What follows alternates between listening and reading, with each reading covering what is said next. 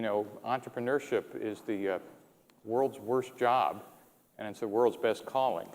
And if you're not called to this, then you shouldn't be in it. And for my 20s and 30s, that's the career I lived, and I couldn't think of a better thing to doing with my life. As I got older, I thought of lots of better things to do with my life, but that's only because I got lucky and was able to do that. But the biggest trap I used to fall into is confusing your own BS reality distortion field and raising money with success. Fundraising has nothing to do with success. I mean, I don't even know why people I give money to open champagne then. Getting customer orders is success. Celebrating raising money is like for a guy going out and buying condoms before the first date. I mean, you're being very optimistic about the outcome. We've all been guilty. We've all been guilty. And been there, done that. But and then too, just an adjunct to that is, and this one took me 15 years to realize it. The minute you take money from someone else, their business model has now become yours. Which means is if you've taken money from a venture capitalist and you can't draw how they make money, you're screwed.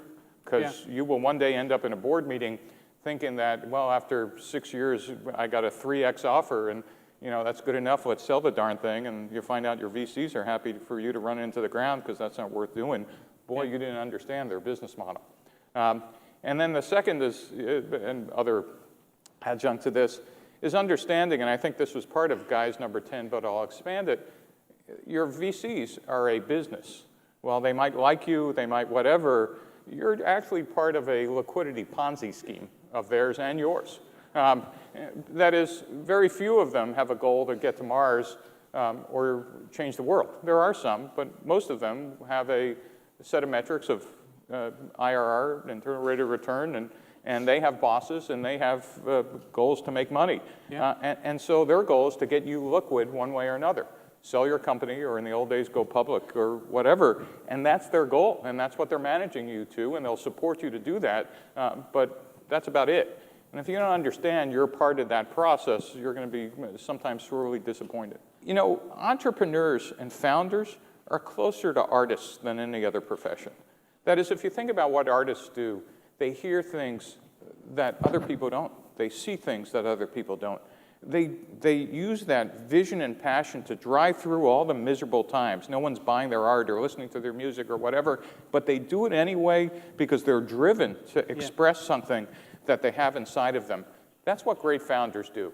And if you're not driven by that, you're going to treat this like a job. And to tell you the truth, in Silicon Valley, it's kind of hard to support yourself in this job. In fact, you're better off in the long run working at Walmart than joining a startup. But if you're a founder, this is the world's best thing to do. In the 20th century, our VCs, investors in Silicon Valley, essentially said, without ever quite saying this, startups are just simply smaller versions of large companies. Large companies write business plans. We want you to write a business plan. Large companies write 5-year forecasts, and oh, what a surprise, it says $100 million in year 5. We want you to do that. They hire sales, marketing, biz dev, engineering. We want you to do that. Without understanding that, no, they're not. Large companies execute known business models, but startups search for them. And so I guess number one is we now know that the skill sets of a founding team are very different than a large company. In a large company, in a startup, you're operating in chaos 24/7. And in fact, you're looking to test a series of hypotheses about product market fit. That is, what's the right feature set for the right customer segment? And you're running a series of tests in real time. That ability to kind of shut out everything except what's important for survival turns out to be exactly the skill set you need to be a founding CEO. Because everything is coming at you, there is no right answer, and you just need to be focused on what's important for survival while remembering that your eye is on the prize.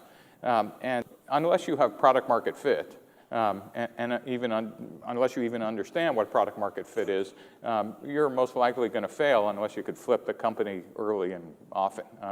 And by that I mean, when you start out, you have a vision of here's the product, here's the customers, here's what it looks like, and you think, gee, I'm a real visionary.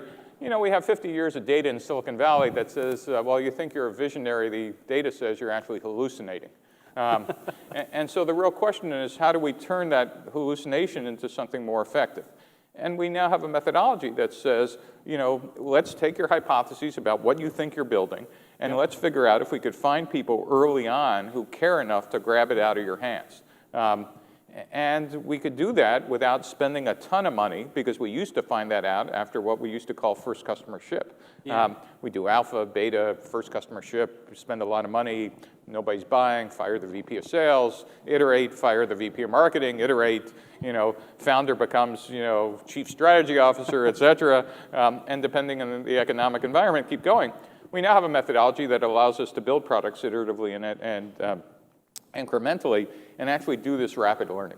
Yeah. Is there a point when data, Sure. you shouldn't use it? Sure. So, you know, the famous famous Henry Ford quote is, if I would have listened to my customers, I would have built a horse with 6 legs, or Steve Jobs, who said, you know, customers don't know what they want. Really kind of missed the point about startups. It turns out there are startups in an existing market. What's an existing market? Well, you know, there's already competitors. Customers can describe the market. You could actually go out and ask customers, what's the basis of competition, and they will tell you.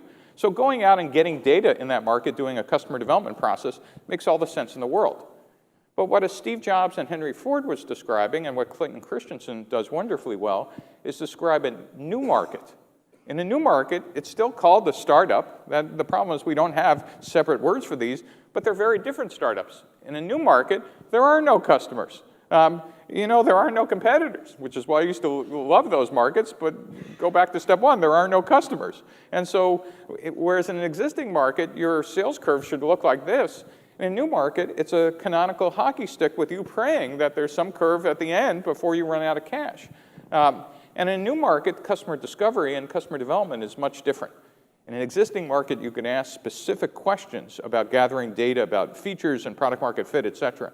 In a new market, you're trying to envision, what does the world look like today, and what would it look like when my product gets out there, and what needs to change for adoption to happen? Right? That's a very different set of data, but it's still data. And world-class entrepreneurs who operate in new markets, you know, the Steve Jobs, the Elon Musks, et cetera, have a great combination of art, science, reality distortion field, and great pattern recognition skills for things that other normal people can barely see that signal out of noise. As you get older, you know, in my 20s and 30s, it was about me, me, and me. And I think that's the way life is kind of organized. But as you get older, you start thinking about other things as well. And for those of you who do get to be successful, you need to figure out how to give back to God, country, community, and family. And so my first 20 years, I just kind of totaled it up. I gave about 20 years to being a high-tech entrepreneur, but I've given another 20 years to God, country, community, and family. And eventually you need to start thinking about the purpose of life, not just having a great time in the valley, which you should all do. And by the way, if you're not having a great time, don't do this. Do something else that you're going to enjoy.